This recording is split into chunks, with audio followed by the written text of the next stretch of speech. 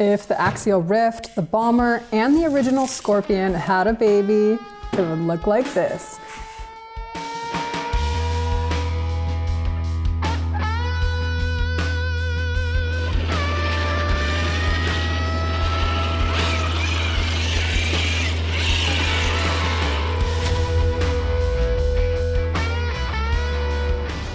Introducing the latest release from Axial Adventure. This is the AXP8 Gilamon.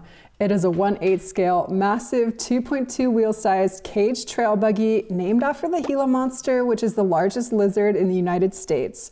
I will put links to this and everything mentioned in this video in the description box if you want to check it out. This vehicle has a pretty massive 14.5-inch wheelbase and it weighs 7 pounds. I think it definitely lives up to the name.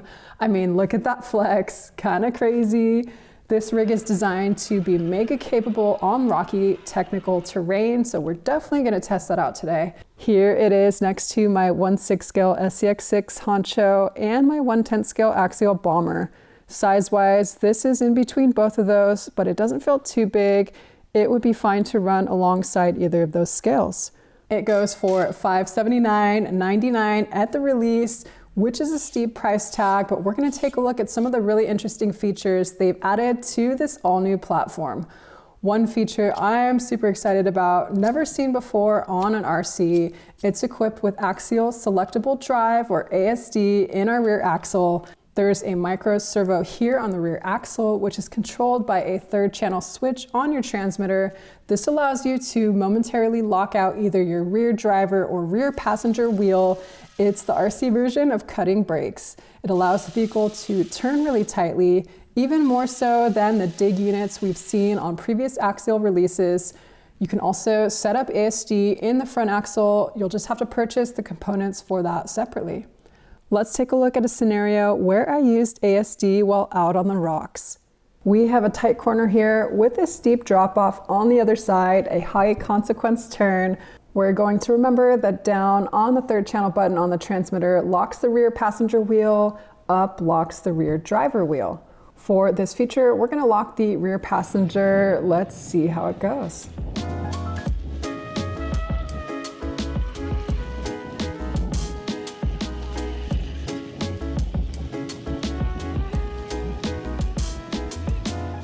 You can see here that I'm locking the rear wheel momentarily. It really helps to get up this feature, making a tighter turn.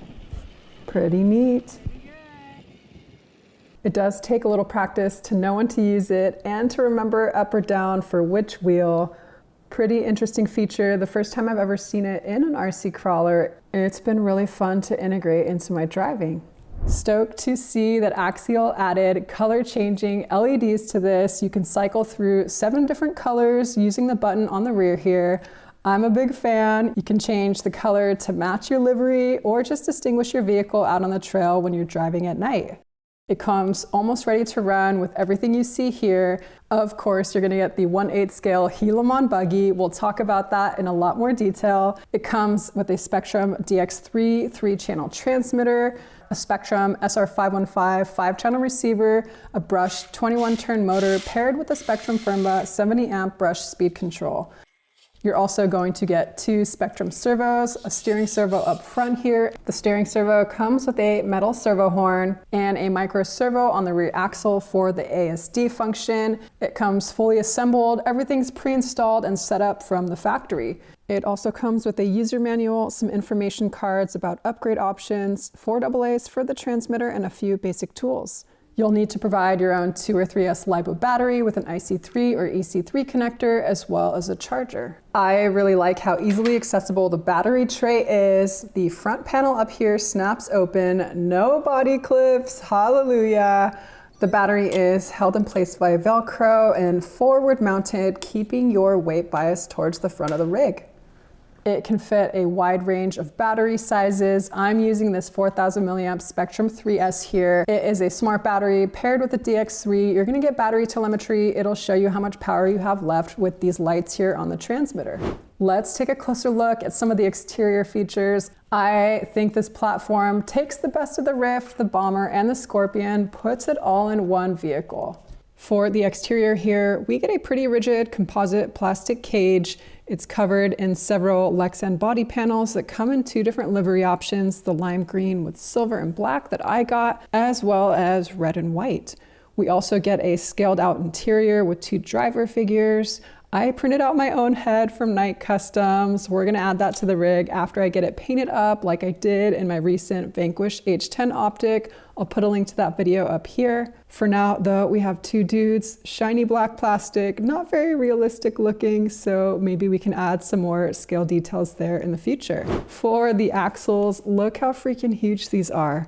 They are a all-new design, beefy AF 16P. The P there stands for portals. Portal axles raise your ground clearance, helping you get over features more easily. Always a trade-off though, this also raises your center of gravity.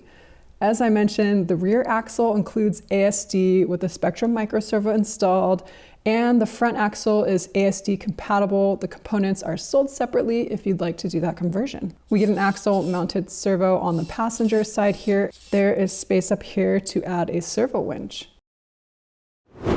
Something that is very noticeable out of the box, the suspension. These are very long shocks, really nice and smooth. These shocks are an all-new design as well. These are the IS10s or internal spring shocks. Lots of flex. Currently, we have pretty aggressive shock angles. There are several mounting positions for the shocks if you want to try different setups. We have a 4-link front and rear geometry, which reduces torque twist. You can see we have a nice flat skid here on the bottom of the rig. The upper front links are also curved, giving a lot of clearance. And we get all metal links throughout, as well as front metal steering links. Let's take a look at our wheels. These are massive 5.5-inch tall tires. Officially licensed Mickey Thompson Baja Boss mud terrains. These are going to be 2.2-inch inner diameter tires. These tires are going to be glued on and they are also vented. They come with plastic beadlock rims, medium stiffness, open cell foam. Our transmission, this is an all-new AT6 transmission which has 30% underdrive to the rear axle. So the rear wheels are going to spin at a 30% slower rate than our fronts, helping the front end dig in to grab onto features, increasing your climbing ability. It features all metal gears throughout and smooth ball bearings. We have plastic drive shafts. These are the Wild Boar 12s. They are touted as being highly durable. We're definitely going to put that to the test. I think that is it for all the details about this rig. We could tear it apart even further, but I really just want to go run this. Let's take it away.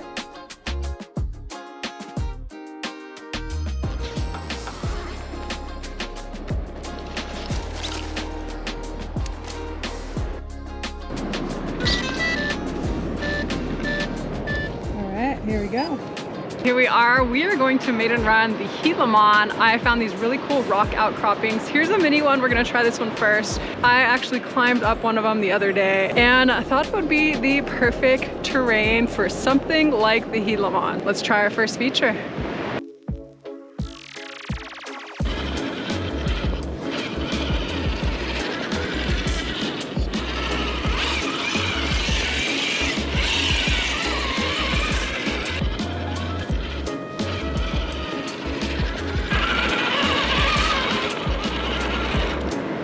Not even freaking hard.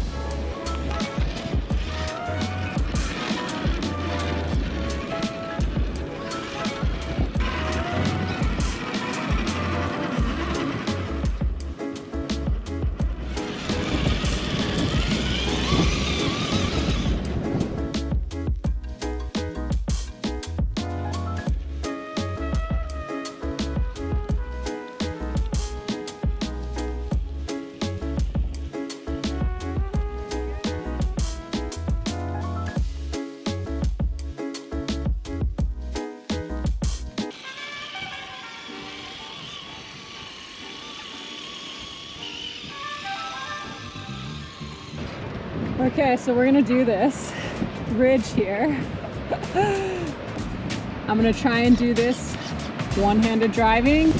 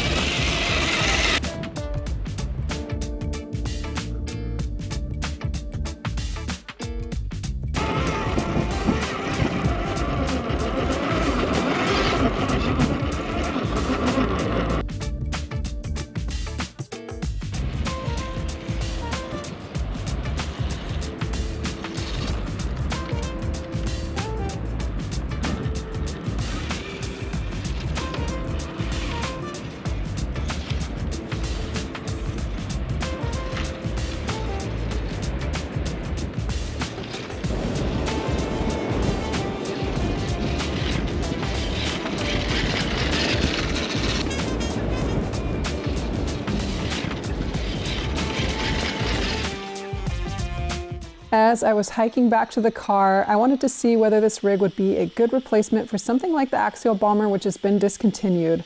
It's a rock racer that I used to run the 5K Scale Ultra at Axial Fest and Proline by the Fire, where you run a 5K race driving your RC over technical terrain.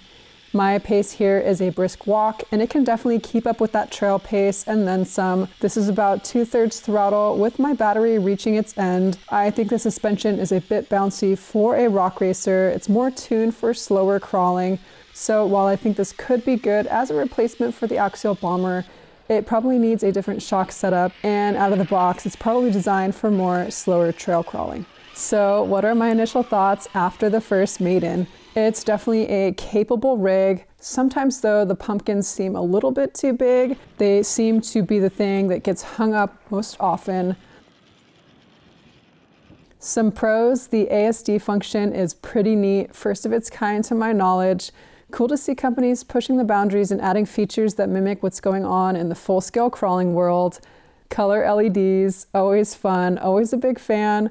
I actually forgot to turn them on during the maiden, whoops. The 1/8 scale size, to me, doesn't feel too big. I think it would fit in nicely in a group running 1/10 scale rigs. You wouldn't feel out of place. One thing I'd change is reducing the drag brake a bit. It seems to be set from the factory at 100%. Don't quote me on that, but the Spectrum from a 70 amp ESC is programmable. You'll have to pick up a separate programming card for that, which I have, and will definitely change for the next run. The price tag, $579.99. Probably gonna be too steep for a lot of hobbyists, but if you have some spare cash to spend and have some challenging rocky features in your area, it's a fun rig to take out for a day of crawling. What do you think? Do you love it? Do you hate it? Is it a rad rig? Is it a big flop? Let me know what you think in the comments. I definitely don't think it is a big flop. I had a ton of fun running mine. Huge thanks to Axial for sending one of these out to feature on my channel. If you have any questions that I didn't answer, I'll do my best to address those. Just shoot me a comment. Thank you also to my patrons on Patreon for their monthly support and helping keep RC Girl going. In a few weeks, I am off to film at the oldest hobby shop in Australia, featuring James from Night Customs. Subscribe if you don't want to miss that hobby shop tour. Or see you later.